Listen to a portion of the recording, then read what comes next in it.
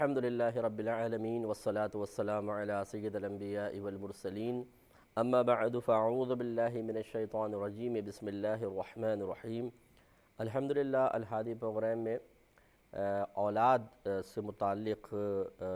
آیات کریمہ پر ہم کلام کرنے کی سعادت حاصل کر رہے ہیں۔ اس سے پہلے والدین سے متعلق کلام کیا گیا تھا، اور اب انشاءاللہ اولاد کے بارے میں جو کچھ اللہ تبارک و تعالیٰ نے قرآن عظیم میں مختلف مقامات پر ارشاد فرمایا اس کے بارے میں انشاءاللہ چند باتیں آپ کی خدمت میں گوش گزار کی جائیں گی۔ تو ہم نے ایک آیت کریمہ سورہ تحریم کی آپ کی خدمت میں عرض کی تھی، جس میں اللہ تبارک و تعالیٰ نے اپنی اولاد کی، گھر والوں کی تربیت کے سلسلے میں گھر کے سرپرست کو مخاطب فرمایا تھا، اور اس کے اوپر ہم نے تھوڑا سا کلام بھی کیا تھا، اس کی وجہ بھی آپ کو بتائی تھی۔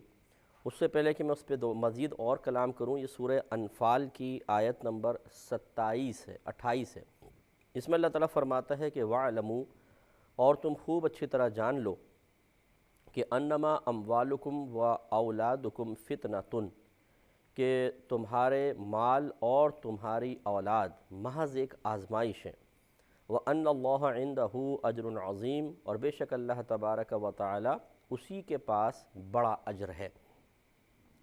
تو اس میں اللہ تبارک و تعالیٰ نے واضح طور پر گویا کہ ہمیں سمجھایا ہے کہ تمہارے مال یہ بھی ایک آزمائش ہے۔ فتنہ مینز آزمائش ہوتا ہے کہ تمہارے لیے ایک امتحان ہے، آزمائش ہے، کہ اکثر انسان کا دل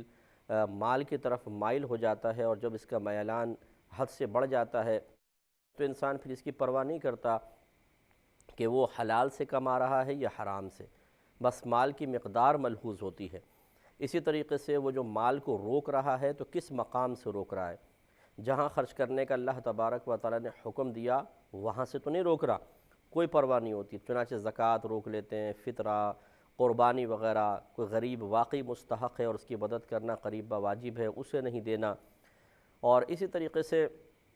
انسان مال کو اپنے سے جدا نہیں کرتا ہے، اسے اپنے پاس رکھتا ہے، خیر کے کاموں میں استعمال نہیں کرتا، اس طرح بخل اس پہ غالب آ جاتا ہے اور وہ ہلاک ہو جاتا ہے۔ یہی معاملہ اولاد کا بھی ہے۔ انسان فطرتاً اپنی اولاد سے بہت زیادہ محبت کرتا ہے، تو بسا اوقات اولاد کی تربیت کی اور صحیح تربیت کی راہ میں یہی محبت رکاوٹ بن جاتی ہے، اور اس طریقے سے انسان اپنی اولاد کے آرام و آسائش کے لیے، جیسے اگر بیٹا یا بیٹی فجر کے اندر سو رہے ہیں بڑی عمر کے، بالغ ہو چکے ہیں، نماز ان پہ فرض ہے، لیکن والدین بعض اوقات یہ سوچتے ہیں چھوڑو بچوں کی نیند خراب ہو جائے گی، تو قبر میں ان کے سکون اور چین کا کوئی خیال نہیں ہے کہ وہاں جا کر کیا یہ سکون سے رہ سکیں گے کہ نہیں۔ دنیا کی عارضی زندگی میں ان کی نیند پوری ہونی چاہیے،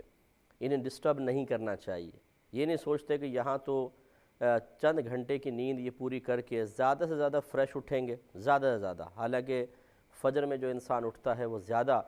قوی رہتا ہے اور اللہ تبارک و تعالیٰ کی خصوصی برکات اس کو حاصل ہوتی ہیں۔ لیکن چلیں جی، ویسے ہی بچے جو ہیں 2:30 بجے سوتے ہیں، غول غپاڑہ کر کے فلمیں دیکھ رہے ہیں، موویز دیکھ رہے ہیں، فرینڈس وغیرہ ہیں، آج کل ویسے ہی موبائل ہاتھ میں آ گیا، 2:30 بجے گلی کے کونوں پہ لے کے کھڑے ہوتے ہیں اور طویل طویل باتیں چل رہی ہیں، تو کوئی مثبت کام میں اپنا وقت صرف نہیں کیا ہوتا، لیکن اولاد کی محبت اتنی غالب آتی ہے کہ پھر انہیں فجر کے لیے اٹھانا مناسب نہیں سمجھا جاتا۔ خصوصاً ایسا بچہ کہ جو رات کی ڈیوٹی کر کے آیا ہو، ذرا لیٹ پہنچا ہو، ماں کہتی سونے دو بیچارہ بہت لیٹ آیا ہے، تو یہ اگر وقتی آرام کا خیال کر کے اس کو چھوڑا تو کل قبر میں اس کی وجہ سے وہ بھی پھنسے گا اور والدین کی بھی گرفت ہو سکتی ہے۔ اسی طریقے سے اولاد پہ سختی نہ کرنا، ان کے بیجا مطالبات کو پورا کر دینا، جیسے اولاد کہتی ہے ہمیں یہ چاہیے، ہمیں وہ چاہیے، ہمیں وہ چاہیے، اب ان کی محبت میں انسان جب حلال ذرائع سے ان کے مطالبات کو پورا نہیں کر سکتا تو ان کی خوشنودی کے لیے اللہ تبارک و تعالیٰ کی رضا کو فراموش کرتے ہوئے، نظر انداز کرتے ہوئے حرام ذرائع سے ان کی خواہشات پوری کرنے کی کوشش کرتا ہے،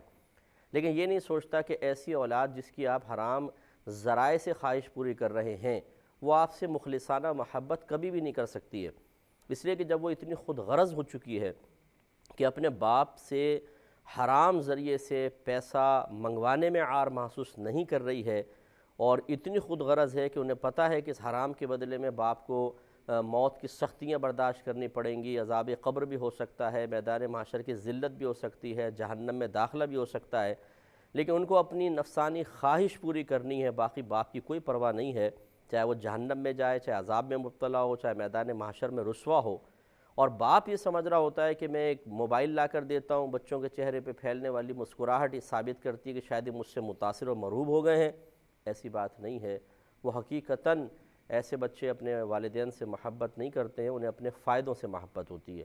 یہی وجہ ہے کہ آپ ان کی ایک ڈیمانڈ پوری نہ کریں، دو پوری نہ کریں، پھر اپنی اوقات خود دیکھ لیں کہ ان کی نگاہوں میں کیا ہے۔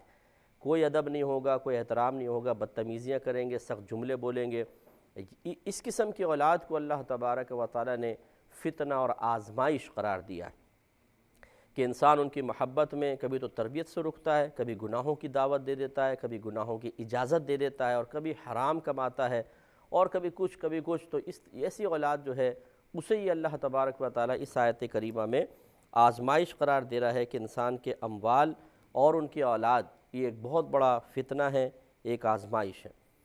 اب آئیے اسی آیت پہ، سورہ تحریم کی آیت نمبر 6 ہم نے آپ کی خدمت میں عرض کی تھی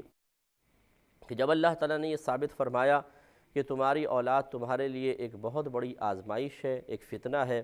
اور آزمائش کا سامنا کرنا چاہیے، آزمائش پہ پورا اترنے کی کوشش کرنی چاہیے، اور اس آزمائش کے ذریعے بھی اللہ تبارک و تعالیٰ کی رضا کے حصول کی کوشش کرنی چاہیے۔ لہٰذا پھر ہمیں طریقہ بتایا کہ ایسی اولاد کی تربیت کریں۔ تربیت نہیں کریں گے تو یہ اس اولاد کی آزمائش میں ہم ہار جائیں گے، فیل ہو جائیں گے، ناکام ہو جائیں گے، شکست خوردہ ہو جائیں گے، اور بے بس اور مجبور اور لاچار ہو کر ہم ان کی مرضی کے موافق اپنے آپ کو چلانے پہ مجبور ہوں گے۔ ایک وقت ایسا آئے گا کہ نہ ان کی نگاہوں میں کوئی عزت حاصل ہوگی، نہ اللہ تبارک و تعالیٰ کی بارگاہ میں انسان مقبول ہوگا۔ یہی وجہ ہے کہ اولاد کو اگر انسان حرام ذرائع سے کھلاتا ہے اور ان کی خواہشات پوری کرتا ہے، بعض اوقات وہی اولاد جب تھوڑا سا آگے چلتی ہے وہ طعنہ مار دیتی ہے الٹا کہ ٹھیک ہے ہم نے تو مطالبے کیے تھے لیکن آپ حرام کماتے رہے، آپ نے حرام ذریعے سے لا کے ہمیں کھلایا، ہمارے پیٹ میں جہنم کی آگ اتاری۔ اس وقت وہ باپ ہکا بکا رہ جاتا ہے کہ اللہ کو تو ویسی میں نے اس کی رضا کو نظر انداز کر دیا تھا ان بچوں کے لیے، اور اب یہ بھی باغی ہو گئے، تو پھر اس کو کہیں راستہ نظر نہیں آتا، نہ پیچھے نہ آگے، نہ اللہ کی بارگاہ میں کوئی مقبولیت ہے، نہ اولاد کی نگاہوں میں کوئی مقام و مرتبہ آیا، اور اس وقت اس کا پچھتاوا، حسرت، ندامت، شرمندگی وہ قابل دید ہوتی ہے۔ لہٰذا بہتر یہ ہے کہ دیکھیے محبت کے انداز مختلف ہوتے ہیں۔ بعض اوقات محبت ہوتی ہے کسی پر نرمی کر کے، پیار کے ذریعے، شفقت کے ذریعے، انعام دے کر، اظہار کرم کے ذریعے، اور کبھی محبت ہوتی ہے سختی کے ذریعے، مار پیٹ کے ذریعے، ڈانٹ ڈپٹ کے ذریعے، یہ بھی ایک اظہار محبت ہے۔ اگر آپ کی اولاد مثال کے طور پر چھوٹا سا بچہ ہے، وہ جلتے ہوئے چولہے میں ہاتھ ڈالنا چاہتا ہے اور اس کا دل چاہ رہا ہے کہ میں اس چیز کو ہاتھ میں لے لوں، تو آپ کی محبت کا تقاضا یہ نہیں ہوگا کہ آپ کہیں کہ نہیں یہ بچے کی خواہش ہے، اب ہم چھوٹا سا بچہ ہے اب اس کی خواہش پوری نہ کریں، لو بیٹا آگ میں ہاتھ ڈال لو، اس کو چھوڑ دیں، اجازت دے دیں۔ نہیں، چاہے وہ روئے، چاہے بلکے، چاہے چلائے، چاہے ہاتھ پاؤں پٹخے، آپ اس کو وہاں سے روکیں گے، کیونکہ آپ کو پتہ ہے کہ اس وقت محبت کا یہی تقاضا ہے کہ اس کو اذیت سے بچائیں، چاہے وقتی طور پہ یہ برا محسوس کر رہا ہو۔ یہی ہمیں اصول بچوں کی تربیت کے سلسلے میں اختیار کرنا ہوگا، اس کو اپنا مشعل راہ بنانا ہوگا، اس سے گائیڈ لائن حاصل کرنی ہوگی کہ جہاں پر اللہ تبارک و تعالیٰ اور اس کے رسول کریم صلی اللہ علیہ وسلم کی رضا کا معاملہ آ جائے، وہاں پر پھر اولاد کی مرضی، اس کی ناراضگی اور اس کا پریشان ہونا یہ نہیں دیکھا جاتا۔ یہ ناراضگی، یہ پریشانی، یہ تکالیف وقتی ہیں۔ مثلا آپ فجر میں بچے کو اٹھا رہے ہیں اور وہ بہت تکلیف محسوس کر رہا ہے اٹھنے کے اندر، تو اب والدین ہوتے ہیں، دل تھوڑا سا نرم ہونے لگتا ہے کہ بیچارہ دیکھو نیند خراب ہو رہی ہے وغیرہ۔ یہ نیند خراب نہیں ہو رہی، اس کی تو دائمی نیند بہتر ہو رہی ہے، کیونکہ جو آخرت میں یہ قبر میں جا کر سوئے گا، پھر آخرت میں اس کو جو جنت کے اندر پرسکون نیندیں آئیں گی، یہ اس کی تمہید ہے، یہ تکلیف برداشت کرے گا تو آخرت کی راحت ہے۔ ایک مرتبہ جبریل امین نبی کریم صلی اللہ علیہ وسلم کی بارگاہ میں حاضر ہوئے اور سرکار کو جنت دکھائی۔ سرکار نے نعمتیں دیکھیں تو فرمایا کہ یہ تو پہلے جہنم دکھائی۔ سرکار نے جب وہاں کے عذابات دیکھے تو فرمایا کہ اس میں کوئی داخل نہیں ہو سکتا، اتنے خطرناک عذابات ہیں جو اس کے بارے میں سنے گا رکے گا۔ تو جبریل امین نے اس جہنم کے راستے میں جو جو چیزیں ہیں جو جہنم تک پہنچانے والی ہیں ان کا انکشاف کر دیا اللہ کے حکم سے۔ گناہوں کی لذت اور غفلت کی چیزیں، دوسرے امور، اتنی ان میں اٹریکشن تھی کہ نبی کریم صلی اللہ علیہ وسلم نے ارشاد فرمایا کہ اب تو لگتا ہے کہ کوئی بھی جہنم میں جانے سے نہیں بچ سکے گا۔ پھر جنت دکھائی گئی، اس کی نعمتیں دیکھیں، سرکار نے فرمایا جو جنت کے بارے میں سن لے ایسا نہیں ہو سکتا کہ وہ جنت میں داخل نہ ہو سکے۔ تو انہوں نے پھر جنت کی راہ میں جو آزمائشیں ہیں، رکاوٹیں ہیں، وہ سب سامنے رکھ دیں۔ نماز ہیں، روزے ہیں، تکالیف پہ صبر ہے، اللہ کی رضا کے لیے عمل کرنا ہے، مصیبتیں جھیلنا ہے، پریشانیاں اٹھانا ہے وغیرہ وغیرہ، اور اللہ کی راہ میں مال خرچ کرنا وغیرہ، جن کے اندر انسان کو وقتی طور پہ اذیت اور تکلیف محسوس ہوتی ہے، نفس کی خلاف مرضی کے خلاف کام کرنا پڑتا ہے جس سے نفس اذیت محسوس کرتا ہے۔ تو اتنی وہ چیزیں تھیں کہ نبی کریم صلی اللہ علیہ وسلم نے فرمایا کہ اب تو ایسا لگتا ہے کہ کوئی جنت میں داخل نہیں ہو سکے گا۔ یعنی یہ کہنے کا مطلب یہ تھا کہ جہنم واقعی بہت بری ہے، لیکن اس جہنم تک پہنچانے والی چیزوں میں دنیاوی اعتبار سے اللہ تبارک و تعالیٰ نے بطور آزمائش اتنی لذت رکھ دی ہے کہ انسان عموماً جہنم کے عذاب کو بھول جائے گا، اس لذت کو حاصل کرنے میں مشغول ہو جائے گا۔ جیسے ہم جانتے ہیں کہ گناہ کرنا یہ جہنم میں لے جانے کا سبب بنتا ہے، لیکن زانی زنا کرے گا، شرابی شراب پیے گا، ہیروئنچی ہیروئن پیے گا، جھوٹ بولنے والا جھوٹ بولے گا، دوسروں کے مال غصب کرنے والا غصب کر رہا ہے، لوٹنے والا لوٹے گا، وہ اس جو موجودہ ان چیزوں کی لذات ہیں، اس سے جو حظ نفس اور مزہ نفس حاصل ہو رہا ہے، بس اس کو پیش نظر رکھتے ہوئے آخرت کے عذاب کو بھول جاتا ہے۔ اور اسی طریقے سے جنت میں اتنی بہترین نعمتیں ہیں کہ کون اس کے قریب نہ جانا چاہے، ان نعمتوں کو حاصل نہ کرنا چاہے، لیکن جب اس کی راہ میں آنے والے مسائل اور اس تک پہنچانے والے اسباب اور ذرائع پر نگاہ پڑتی ہے تو پھر ہم یہ دیکھتے ہیں کہ واقعی انسان جنت کی نعمتوں کو فراموش کر دیتا ہے، یہ تکلیف اس کو نظر آتی ہے۔ 5 وقت نماز پڑھنا، مسجد میں جا کے نماز پڑھنا، فجر میں اٹھ کے نماز پڑھنا، رمضان کے روزے رکھنا، اتنی زیادہ زکوٰۃ، 1 ارب روپے ہیں تو کروڑوں روپے زکوٰۃ، یار یہ مطلب کئی ارب روپے ہوتے ہیں تو کروڑوں روپے زکوٰۃ بن جاتی ہے، کروڑوں روپے زکوٰۃ میں نکالوں، اچھا یہ بھی کرنا ہوگا یہ بھی کرنا ہوگا، تو انسان پھر ان چیزوں سے رکتا ہے، دنیا کی محبت اس پہ غالب آتی ہے، اور جنت تک پہنچا دینے والے اسباب، ذرائع اور امور اسے بہت زیادہ اپناتے ہوئے مشکل محسوس ہوتے ہیں۔ اس لیے یاد رکھیے کہ اللہ تبارک و تعالیٰ نے اولاد کی تربیت کے لیے ہمیں حکم ارشاد فرما دیا، تو اب یہ نہیں دیکھنا ہے کہ اولاد کو وقتی طور پہ کیا آزمائش محسوس ہو رہی ہے، کیا تکلیف ہو رہی ہے، کیا اس کے مزاج کے خلاف ہے، اس کے لیے تھوڑا سا سختی کرنی ہوگی۔ جو والدین اپنی اولاد کی مرضی، اس کی رضا، اس کے آرام و آسائش، اس کے جذبات کا احساس کر کے اللہ تبارک و تعالیٰ کی رضا اور اس کے احکام کو فراموش کر دیتے ہیں، وہ دنیا میں بھی پچھتائیں گے، آخرت میں بھی پچھتائیں گے۔ پیار و محبت کے انداز کو بدلنے کی ضرورت ہے۔ اگر آپ کی اولاد کہے کہ بس میں ایک ضد کروں گا، مطلب ضدی اولاد ہے، وہ کہا کہ بس ابا جان آپ تیسری منزل سے کود جائیں، میں چاہتا ہوں آپ بالکل ٹارزن کی طرح کود کے بتائیں، سپرمین بن جائیں، آپ کود کے بتائیں۔ کتنا ہی بچہ لوٹیاں لگائے، کتنا ہی روئے، کتنا ہی چلائے، کبھی بھی باپ اس کی یہ خواہش پوری نہیں کرے گا۔ وہ اس کو منائے گا، کسی اور ذریعے سے کوئی اور چیز دے دے گا تاکہ اس کی یہ ضد ختم ہو۔ وجہ کیا ہے؟ وہ باپ کو پتہ ہے کہ اس کی اس بیجا ضد کے پیچھے ایک عذاب ہے، ایک مصیبت ہے، ایک تکلیف ہے، میں کود گیا تو زندہ نہیں بچوں گا، بچ گیا تو اعضا ٹوٹ جائیں گے، تو وہ کبھی بھی بچے کی بات نہیں مانے گا۔ اس کا مطلب یہ ہے کہ ہماری عقل بھی دنیاوی معاملات کے اعتبار سے اس بات کو تسلیم کرتی ہے کہ اگر بڑا نقصان سامنے ہو تو وقتی طور پہ بچوں کی ناراضگی برداشت کرنی چاہیے۔